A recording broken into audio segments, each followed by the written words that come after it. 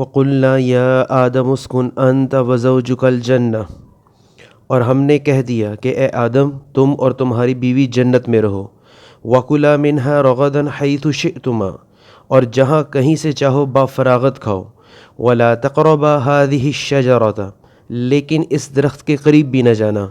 فَتَكُونَا مِنَ الظَّالِمِينَ، ورنہ ظالم ہو جاؤ گے. اب یہ قرآن پاک کی آیت بہت امپورٹنٹ ہے.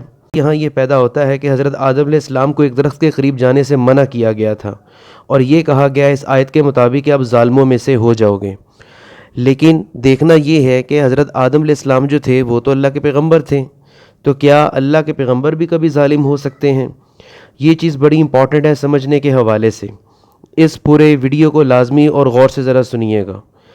اس سوال کا جواب یہ ہے کہ اس آیت کا مطلب یہ ہے کہ اللہ تعالیٰ نے ارادتاً اور قصداً اس درخت کے قریب جانے سے منع فرمایا تھا، کیونکہ جب کسی کام سے منع کیا جائے تو اس کا بیک گراؤنڈ یہی ہوتا ہے کہ اس کام کو کسی ارادے کے ساتھ نہیں کرنا، کسی قصد کے ساتھ نہیں کرنا، کہ کسی بھی قسم کی کوئی انٹینشن اس کام کے پیچھے نہ ہو، یعنی کہ انٹینشنلی وہ کام نہیں کرنا.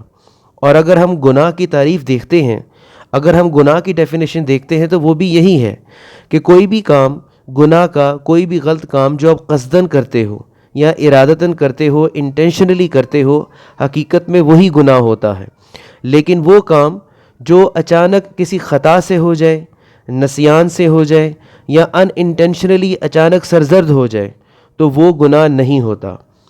اب اس کانٹیکسٹ میں دیکھنا یہ ہے کہ حضرت آدم علیہ السلام کو جو ایک مخصوص درخت کے قریب جانے سے منع فرمایا تھا، کیا ان سے وہ انٹینشنلی کام ہوا ہے یا ان انٹینشنلی کام ہوا ہے؟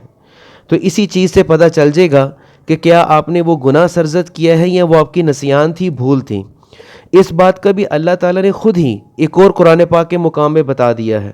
سورہ طٰہٰ ہے، 115 آیت نمبر ہے، اس میں اللہ تعالیٰ خود کہہ دیتا ہے، اس میں اللہ تعالیٰ خود کہتا ہے وَلَقَدْ عَهِدْنَا إِلَىٰ آدَمَ مِن قَبْلُ، کہ بے شک اس سے پہلے ہم نے آدم سے عہد لیا تھا. فَنَسِیَ، پس وہ بھول گئے. وَلَمْ نَجِدْ لَهُ عَزْمًا، لیکن ہم نے کسی قسم کا عزم اس چیز میں نہیں پایا. اب یہ قرآن پاک کی آیت واضح طور پر بیان کرتی ہیں کہ حضرت آدم علیہ السلام جو تھے وہ بھول کر اس درخت کے قریب گئے تھے اور اس درخت سے کھایا تھا. تو اس کا مطلب یہ ہے کہ حضرت آدم علیہ السلام سے کوئی معصیت سرزد نہیں ہوئی، کوئی گناہ سرزد نہیں ہوا، اور جب کوئی گناہ سرزد نہیں ہوا تو وہ ظالموں میں سے بھی نہیں ہوئے. کیونکہ گناہ جو ہے یہ تو پیغمبر کی شان ہی نہیں ہے کہ وہ گناہ کرے. اس طرح کی وہ چیز بھول کر ہو سکتی ہے، جس طرح کہ حضرت آدم علیہ السلام کے معاملے میں یہ واقعہ پیش آیا، تو یہ چیز جو ہے یہ معصیت کے ضمن میں نہیں جاتی یا گناہ کے ضمن میں نہیں جاتی. اس اعتبار سے عیسائیوں کا جو عقیدہ ہے، یعنی کہ اوریجنل سن کا جو کانسیپٹ ہے عیسائیت کے اندر، کرسچینٹی کے اندر، اس کی تو واضح طور پر نفی ہوتی ہیں.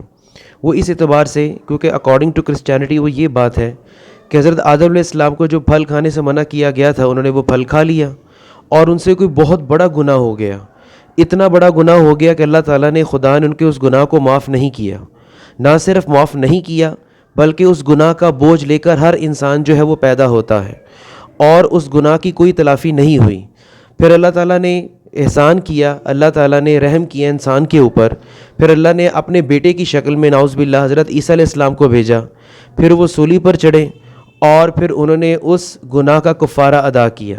اس میں تو واضح طور پر ہے کہ اللہ تعالیٰ جو ہے وہ اس چیز کی نفی کر رہا ہے. قرآن پاک اس چیز کی نفی کر رہا ہے کہ ایسا حقیقت میں نہیں ہے.